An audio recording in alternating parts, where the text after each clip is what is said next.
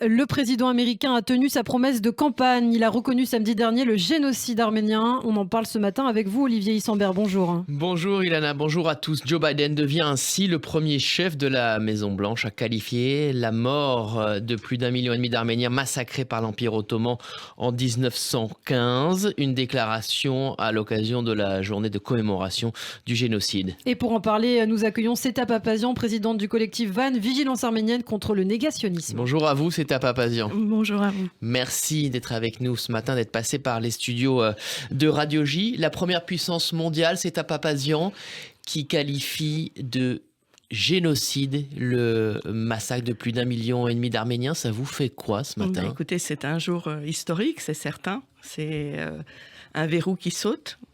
Et avec ce verrou américain, on espère qu'il y aura d'autres événements par la suite qui vont être déclenchés.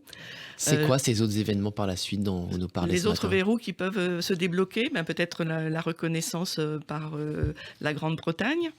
On espère aussi par Israël. Ça, je pense que c'est aussi un souhait de beaucoup d'intellectuels israéliens et même de la société civile. Mais je remarque, pour en revenir à Joe Biden, donc, que c'était au départ une ferme promesse de campagne de Barack Obama, dont Biden était le vice-président et que Obama ne l'avait pas tenu. Et c'est donc maintenant, c'est Joe Biden qui la tient, donc alléluia. Mais c'est quand même 106 ans après le génocide, quoi. Il y a quelque chose de quand même terriblement violent de se dire qu'il a fallu attendre tout ce temps pour un mot. D'un côté, c'est un grand classique, cette attente face à la reconnaissance de génocide. Mieux vaut tard que jamais, comme on dit. Non, ça c'est clair.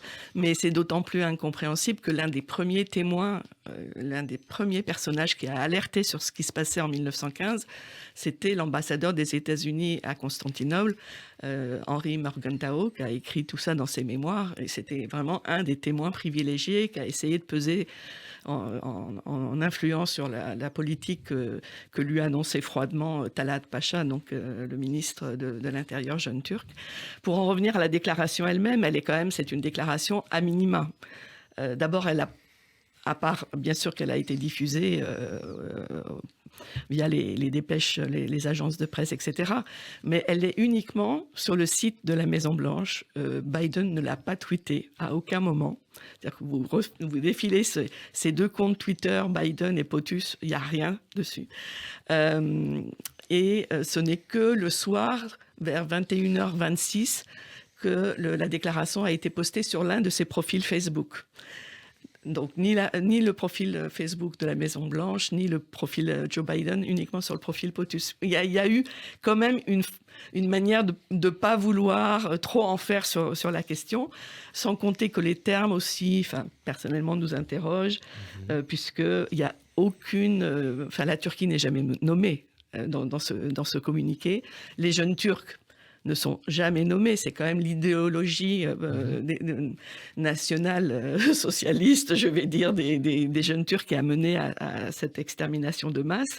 C'est comme si on condamnait la Shoah sans parler des nazis. Ça serait juste impossible. Là, c'est un peu éthéré comme. C'est à Papazian, c'est tout de même un premier pas. On va regarder si vous voulez. Oui, on va regarder le côté positif des choses. Voilà, la bouteille non pas à moitié vide, mais à moitié pleine. Est-ce que vous pensez que Washington puisse désormais montrer l'exemple à d'autres pays ?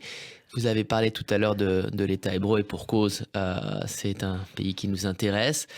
Vous pensez que l'administration américaine, dans les mois qui viennent, puisse exercer une quelconque pression sur l'État hébreu à ce sujet ? Ça, malheureusement, je ne suis pas dans le secret des dieux, ça serait bien.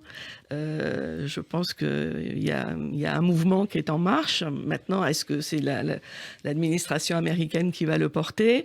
La solution, elle est quand même en Israël. Est-ce que les cartes le jeu politique permet cette évolution ?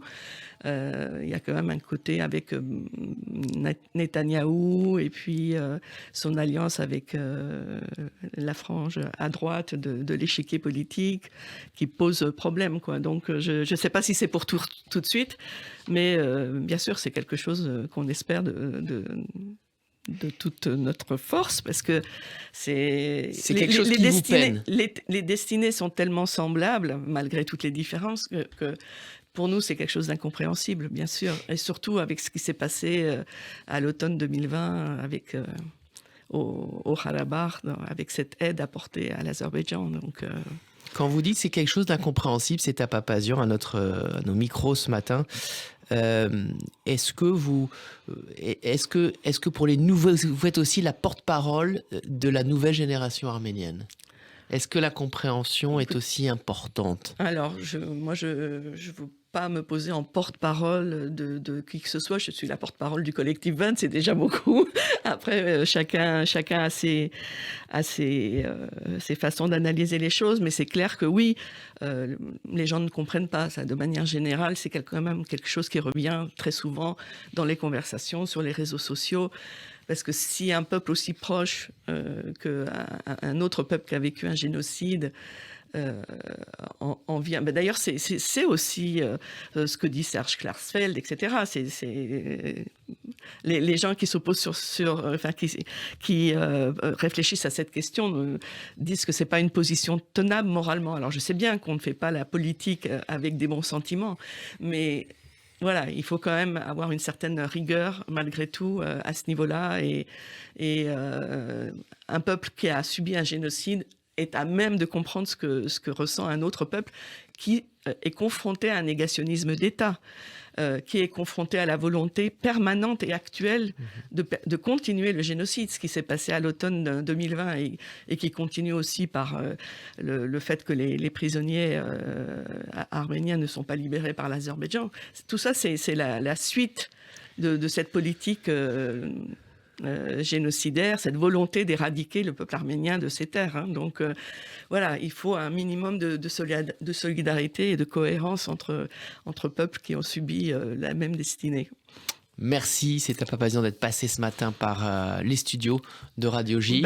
Je vous remercie pour votre invitation et c'était un plaisir de venir en tout cas. Le plaisir était partagé. Je rappelle que vous êtes la présidente du collectif Van Vigilance arménienne contre le négationnisme. Merci.